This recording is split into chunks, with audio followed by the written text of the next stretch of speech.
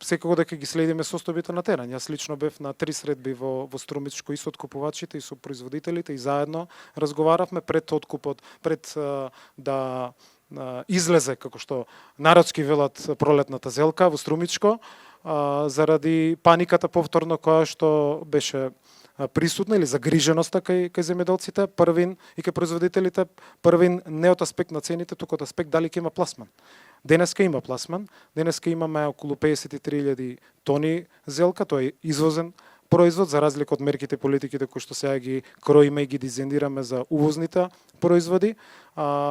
И секогаш сме се обидувале да и обезбедиме пласман, да преговараме, да договараме, да партнерски соработуваме со сите земји и да секогаш кога е потребно да интервенираме со дополнителни субвенции. Пролетната зелка пред неколку години имаше екстремно ниски цени, знаете дека владата донесе дополнителна интервентна мерка. Ние откупот го следиме.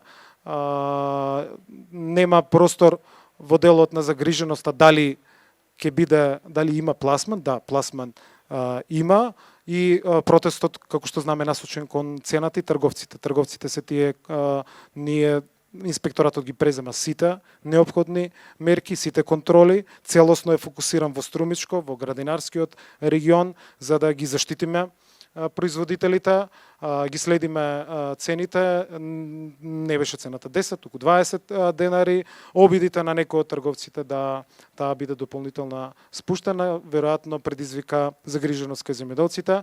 Ние сме тука, нашите екипи се постојано на терен присутни, ги следиме состојбите, секако дека во секој еден поглед дополнително ќе интервенираме.